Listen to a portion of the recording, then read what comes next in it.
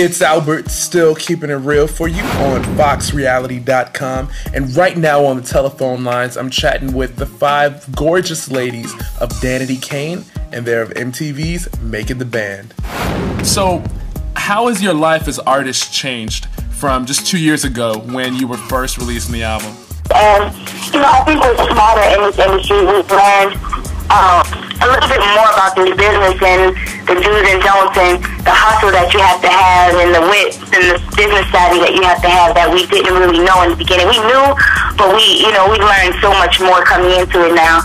But as far as like our personalities and who we are, the same people that we were grounded in the beginning, I think that has never changed. Why only 2 singles off of that first album? Did that have something to do with having a clean house in the midst of promoting that album? This is Dawn speaking. Honestly, there was just a lot of balls, like Dee said, that were dropped. We definitely believed in our first album, and there were more. I thought there were at least 4 or 5 singles on that. Yes. Album that we thought should have been released. However, everybody has their favorite song and their theory and their view of what something is. And sometimes the artist's view is the last view. Okay. And so for us, we could be screaming at the top of our lungs and no one will be listening.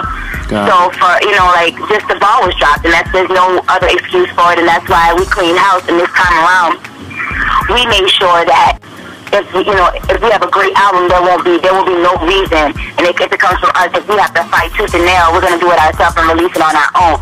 Just to learn that we can't expect the label to do it for us, we have to do it for ourselves.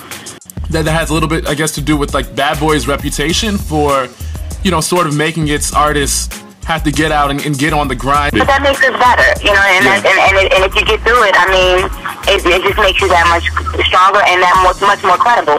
Like about 1 or 2 episodes ago on this season of the show, I remember you girls were saying that on this upcoming album, you wanted to shed some of the I'm so sad, I need a man sort of vibe.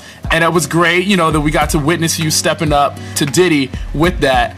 However, with the first single that you have dropping, it's Damaged. It's empowering in the sense that it's not like crying over a guy. It's talking about like the fact that you were hurt, but moving on. How is the next relationship going to be better for you, and how is the person you're in the relationship going to be responsible for? We all love it so much, and it really has club content, which is like a great club beat, but also something that's got content that you can emotionally connect to. So it was really important for us that we had our first single be a song that had club content. And along with that, it gives you guys the opportunity to dance, because I know that within the seasons of your shows, Diddy made y'all dance. Y'all had to sweat and grind, so you might as well release some stuff that's gonna allow you to show off those moves, Yeah, definitely. And that was one of the main arguments we were having, because Diddy, they were giving us slow songs. Like, we had 4 or 5 slow songs starting off this album, and we're like,